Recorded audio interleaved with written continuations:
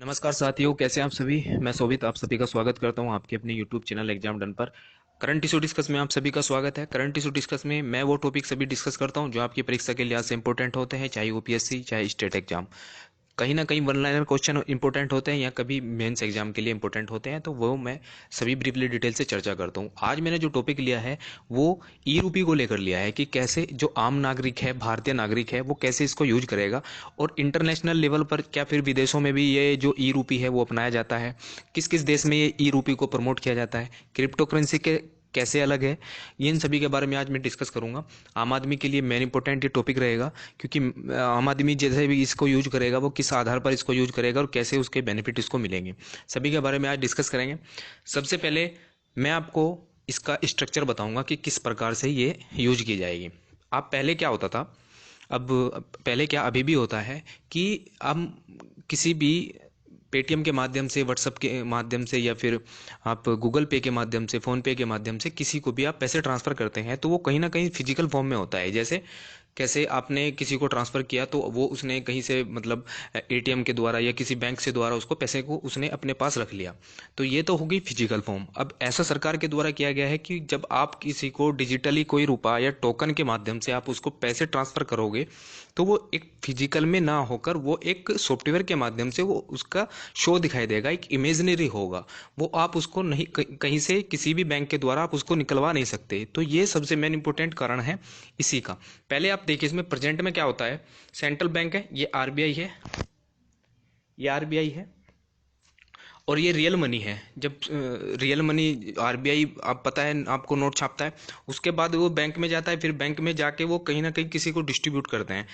फिर क्या होता है, वो कभी भी डिजिटली फॉर्म में तो चला जाता है लेकिन वो कहीं ना कहीं फिजिकली जरूर होता है। तो इस आधार पर ये बैंक डिजिटली लाने के लिए इनकी कोशिश कर रहा है।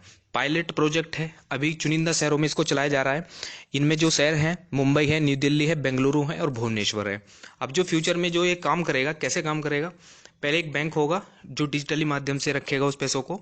फिर ये एक सीबीडीसी जैसे सेंट्रल बैंक डिजिटल करेंसी, फिर वो क्या होगा इसमें जाके जब कोई किसी कस्टमर पर वो पैसा ट्रांसफ़र किया जाएगा, कस्टमर के माध्यम से वो पैसा ट्रांसफ़र होगा तो वो डिजिटली फॉर्म में होगा, वो आपको दिखाई देगा कि आपके पास इतना डिजिटल मनी है।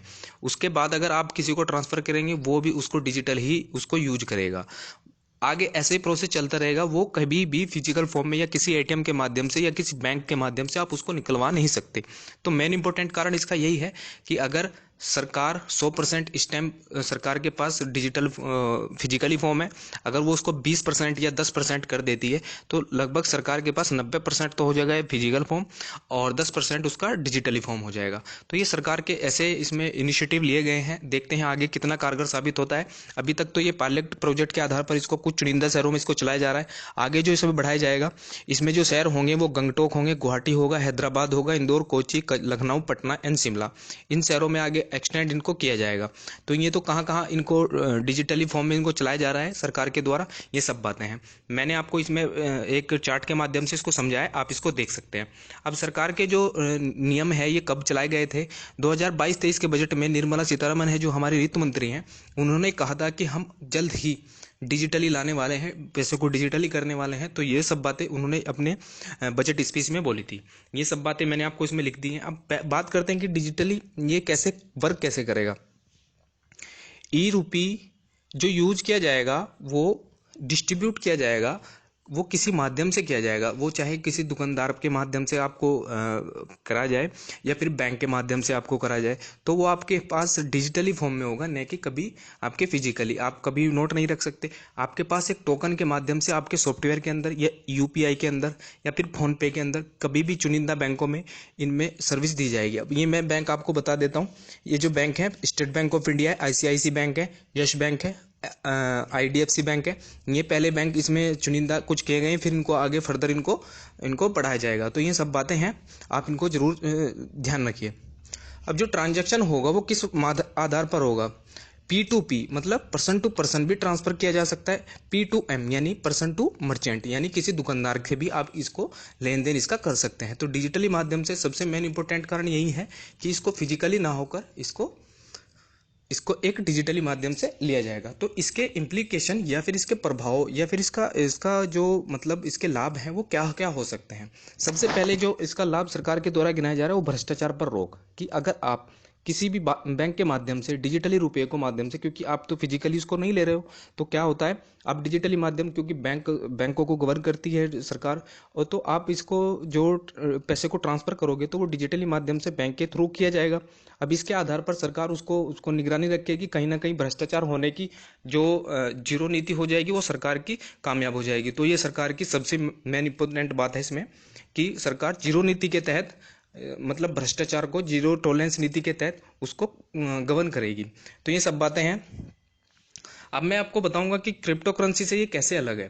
पहले तो आप इसमें देखिए, सेंट्रल अथॉरिटी होती है सीबीडीटी की, मतलब सीबीडीटी जो डिजिटल करेंसी सरकार के द्वारा लाई गई है, इसको सेंटर के द्वारा गवर्न किया जाएगा, ये एक अथॉरिटी के द्वारा गवर्न होगी। जबकि क्रिप्टो करेंसी में ऐसा नहीं है, वो ब्लॉकचेन तकनीकी है, उसमें कोई भी एक पर्सन होता है, उसका कोई मालिक नहीं होता, उसमें प्राइवेट क्रिप्टो करेंसी होती है। इसको डिसेंट्रलाइज के नाम से भी जाना जाता है क्रिप्टो करेंसी को। अब जो इसके करेक्टरिस्टिक है आप इसमें देख सकते हैं, ये सब के सब ब्लॉकचेन तकनीक के थ्रू ही कार्य करेंगी। इसमें फ्लेक्सिबल जो सप्लाई होगी वो कम होगी और इसमें लिमिटेड होगा। इसमें जो प्राइवेट करेंसी है इसका जो आप देखते होंगे, कभी ना कभी आपने सुना होगा, जब बिटकॉइन के जो दाम है वो एकदम धड़ाम से ऊपर नीचे गिर गए, तो ऊपर नीचे इनके दाम होते रहेंगे। लेकिन डिजिटल करेंसी का कभी ऐसा नहीं होगा, जितना उसका पैसा है वो जो का तो है वो उसका फॉर्म में बना रहेगा, क्योंकि सरकार उसकी गारंटी ले रही है।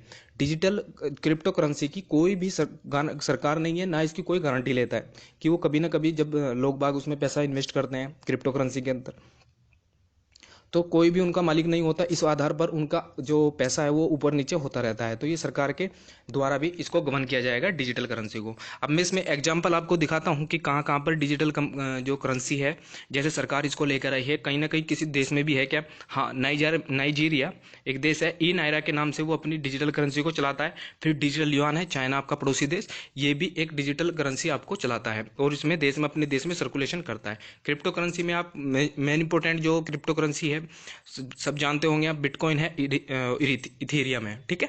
ये सब बातें हैं, आप इसको जरूर नोट करिए। अब ये अलग दोनों कैसे हैं, डिजिटल करेंसी और क्रिप्टो करेंसी, ये आप इसमें देख सकते हैं। मैंने आपको सारी बातें बता दी हैं। इनको रेगुलेट किया जाता है, जबकि जो क्रिप्टो करेंसी है उसको रेगुलेट नहीं किया जाता। और जो स्टेबिलिटीज़ की यूजेस की है, इसमें जो क्रिप्टो करेंसी है उसकी कोई स्टेबिलिटी नहीं होती, क्योंकि वो ब्लॉकचेन तकनीक के माध्यम से सबके सामने आती रहती है।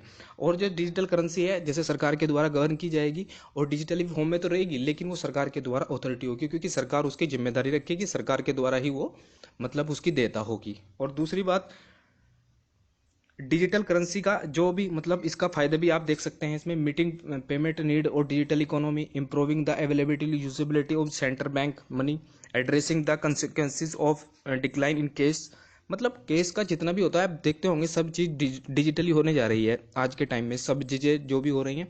और सबसे ज़्यादा जो इम्पैक्ट पड़ा है डिजिटल के माध्यम से, जैसे क्रांति सी ला दी है 8 9 10 सालों में। और सबसे ज़्यादा जो यूज हो रहा है डिजिटल का वो कोविड-19 के बाद ही हो रहा है। जब से कोरोना वायरस के बाद हुआ है तब से डिजिटली फॉर्म आ चुकी है। और दूसरी बात, अभी सरकार के कुछ आंकड़े आए हैं, उनमें कहा गया है कि लगभग 8 लाख करोड़ रुपया डिजिटली माध्यम से एक दूसरे को डिस्ट्रीब्यूट हुआ है, मतलब एक दूसरे से उन्होंने क्या किया है, आदान प्रदान किया है। कभी किसी दुकानदार के माध्यम से या फिर किसी को लेन देन के ट्रांजेक्शन के माध्यम से लगभग 8 लाख करोड़ रुपया डिजिटली माध्यम से एक दूसरे के आगे पीछे हुआ है। तो ये सब बातें हैं, आप इनको जरूर नोट कीजिए, क्योंकि आपके परीक्षा के लिहाज से बहुत इंपॉर्टेंट टॉपिक है। सरकार के जो इनिशिएटिव हैं वो लॉन्च किए जा रहे हैं, वो सबसे ज़्यादा इंपॉर्टेंट आपके लिए हो जाते हैं। कैसे ये बेनिफिट करेगा सरकार को और एक आम नागरिक के लिए कैसे ये ज़्यादा हेल्पफुल रहेगा, ये सब बातें आपको कहीं ना कहीं आपको नोट्स में आपको बना के रखनी चाहिए। अब सपोर्टिंग कंपटीशन और efficacy innovation and in payment, सबसे बड़ी बात है, इसके जो आपको इम्प्लीकेशन भी रखने होंगे, साथ साथ इसके आपको मतलब आपको इसके कहीं ना कहीं अगेंस्ट भी लिखना होगा, कहीं ना कहीं आपको जो इसके लोग बाग इसका मतलब वो करते रहते हैं, तो ये सब बातें आपको लिखनी जरूरी है। इसके उद्देश्य क्या है और इसका निष्कर्ष क्या निकाला जा सकता है, ये सब बातें आपको जरूर कोट करनी होगी। आशा करता हूँ आपको ये वीडियो पसंद आया होगा, क्योंकि जितनी भी नोटिफिकेशन होती है आपको मिलती रहे, तो बेल आइकन को जरूर दबा दें। Thank you all of you, मिलते हैं अगली वीडियो में।